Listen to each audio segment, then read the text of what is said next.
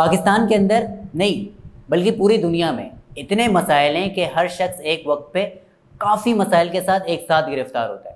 اب آپ social media ہی کھول کے دیکھ لیں، کوئی 200 پوسٹ دیکھنے کے بعد کوئی ایک شخص آئے گا جو خوش ہو کر سکون سے یا تو کھانا کھا رہا ہوگا یا تو شاپنگ کر رہا ہوگا۔ یہ کہانی ہے مسائل کی، اٹس اسٹوری ٹائم۔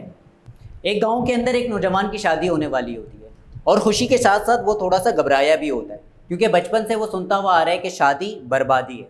لیکن اس کا دوست بتاتا ہے کہ ہمارے گاؤں میں ایک ایسا بزرگ رہتا ہے جس کی شادی کو 50 سال ہو گئے لیکن آج تک اس کی بیوی کے ساتھ ایک بار بھی لڑائی نہیں ہوئی۔ وہ نوجوان شخص دوڑتا دوڑتا اس بزرگ کے پاس پہنچتا ہے اور کہتا ہے کہ واقعی آپ کی شادی کے 50 سال ہو گئے اور آپ کی بیوی کے ساتھ ایک بار بھی لڑائی نہیں ہوئی؟ وہ بزرگ جواب دیتے جی ہاں ایسا ہی ہے۔ نوجوان پوچھتا ہے مجھے وہ طریقہ بتاؤ، مجھے وہ راز بتاؤ جس کی وجہ سے 50 سال میں ایک بار بھی آپ کی بیوی کے ساتھ آپ کی لڑائی نہیں ہوئی۔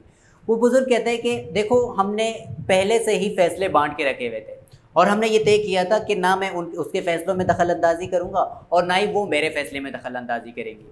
تو نوجوان شخص پوچھتا ہے کہ وہ کون سے فیصلے ہیں، آپ نے کس طرح سے فیصلے بانٹے؟ بزرگ جواب دیتے ہیں کہ زندگی میں جتنے بھی بڑے بڑے فیصلے ہیں وہ میں کرتا ہوں اور جتنے بھی چھوٹے چھوٹے فیصلے ہیں وہ میری بیگم کرتی ہیں۔ تو نوجوان مزید ایک سوال کرتا ہے کہ چھوٹے فیصلے کون سے اور بڑے فیصلے کون سے ہیں؟ بزرگ جواب دیتے ہیں کہ جیسے کہ گھر میں کون سا کلر ہوگا، بچے کون سے اسکول میں جائیں گے، گھر میں کون سے رشتہ دار آئیں گے، گھر میں کون سا کھانا پکے گا، جو گھر میں پیسے آتے ہیں ان کو کس طرح سے استعمال کیا جائے، کتنے استعمال ہوں گے، کتنے سیو ہوں گے اور جتنی سیونگ ہوگی ان کو مزید کس طرح سے استعمال کیا جائے گا، یہ سارے فیصلے میری بیگم کرتی ہیں۔ تو نوجوان شخص کہتا ہے ٹھیک ہے پھر آپ کون سے بڑے فیصلے کرتے ہیں؟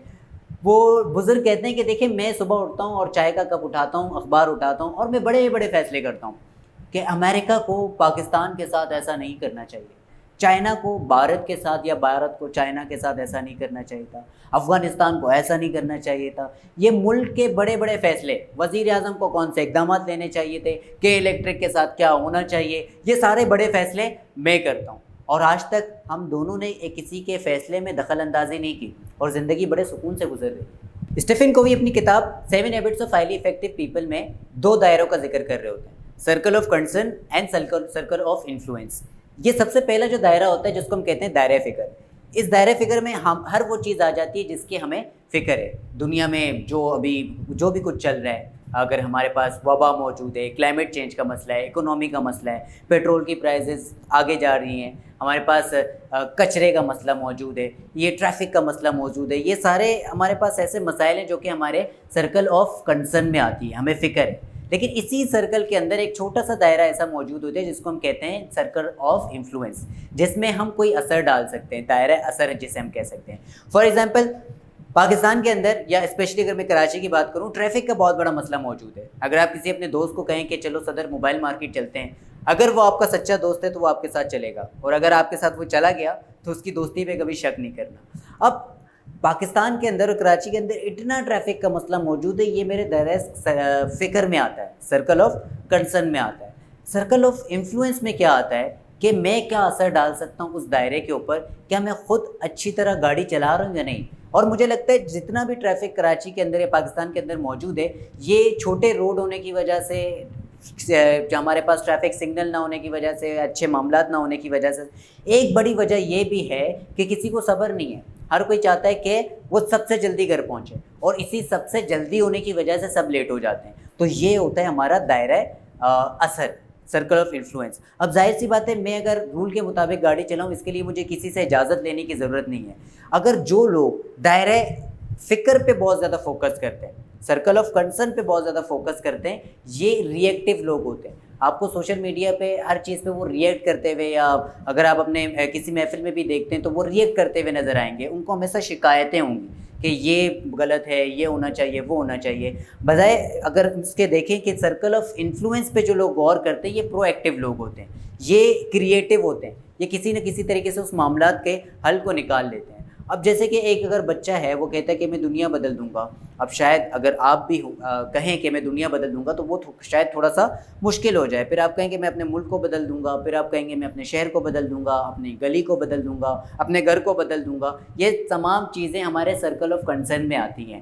ہمارے سرکل آف انفلوئنس میں سب سے پہلے کیا آتا ہے کہ میں اپنے آپ کو بدل دوں گا، میرے لیے अपने आप को बदलना सबसे ज़्यादा आसान है और मैं उस दायरे पे असर डाल सकता हूँ। एक और बात मैं बताना चाहूँगा कि जिन ममालिक में सर्कल ऑफ कंसर्न बड़ा होता है, अब जैसे कि आप अपनी हर चीज़ सर्कल ऑफ कंसर्न में डालते रहेंगे और रिएक्टिव एक बिहेवियर अपनाएंगे तो ये सर्कल बड़ा होता जाएगा। जितना सर्कल ऑफ कंसर्न बड़ा हो जाएगा उतना ही सर्कल ऑफ इन्फ्लुएंस छोटा हो जाएगा। और जो ममालिक में लोग ज़्यादातर सर्कल ऑफ इन्फ्लुएंस पे फोकस कर रहे होते हैं कि मैं क्या कर रहा हूँ, मैं अपनी गलतियां देखूं और अपनी गलतियों को सुधारने की कोशिश करूं, और अगर ये जैसे ही सर्कल ऑफ इन्फ्लुएंस बड़ा हो जाता है और सर्कल ऑफ कंसर्न छोटा हो जाता है, और ये कामयाबी का असल राज मौजूद है। और एक सवाल जो हमारे जहनों में हमेशा ये आता है कि मेरे बदलने से क्या होगा, पूरे मुल्क में इतने सारे लोग मौजूद हैं, मेरे एक के बदलने से क्या होगा, मैं ट्रैफिक को फॉलो करूं तो क्या हो जाएगा, मैं तमाम कवानीन की पासदारी करूं तो क्या हो जाएगा, मैं अपनी गली को साफ़ रखूं तो क्या हो जाएगा।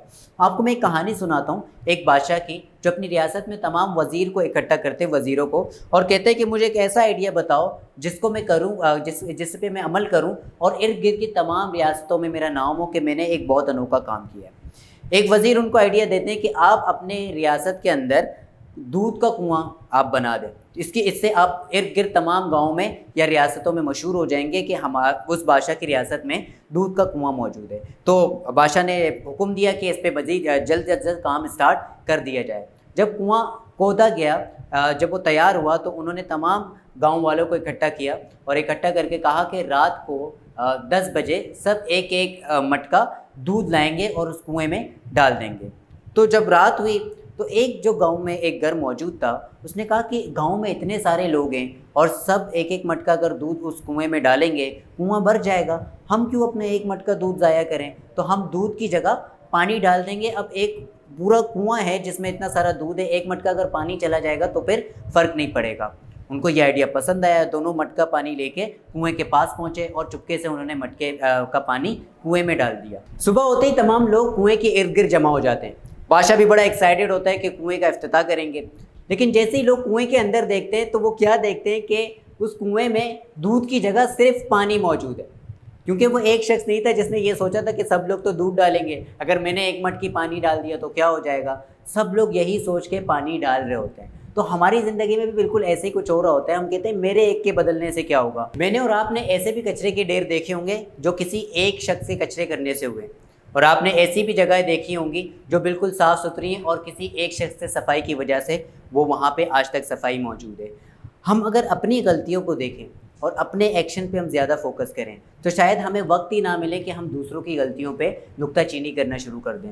हमें अपने अमल का जवाब देना है। अब जैसे कि एक छोटा सा बच्चा होता है जो समंदर के किनारे स्टार फिश को एक एक करके समंदर में फेंक रहा होता है। एक बड़ी लहर आती है और इसके नतीजे में बहुत सारे स्टार फिश साहिल पे आ जाते हैं और एक एक स्टार फिश को वो समंदर में डाल रहा होता है। एक बुज़ुर्ग वहाँ पे आते हैं, वो कहते हैं कि तुम क्या कर रहे हो। कह रहे मैं स्टार फिश को जो है ना उनकी जान बचा रहा हूँ, समंदर में डाल रहा हूँ। तो बुज़ुर्ग कहते हैं कि तुम इतने छोटे से हो, यहाँ पे इतने हज़ारों की तादाद में स्टार फिश मौजूद हैं, कितनों को डालोगे पानी के अंदर, कितने की जान बचाओगे। बच्चा कहता है जितने की मैं कर सकता हूँ। और ये एक मासूमियत जो है ना, ये हमें बहुत आगे लेके जाएगी। अगर हम अकल लड़ाएंगे ना कि हम क्या कर सकते हैं, हमारे एक के करने से क्या होगा, तो हम नुक्ताचीनी करते रह जाएंगे। हमें इस मासूम बच्चे की तरह जितना करना है, जितना हमसे हो सके, और अगर हम ये करेंगे तो हम खुद क्रिएटिव होना भी शुरू हो जाएंगे, हम प्रोएक्टिव भी होना शुरू हो जाएंगे।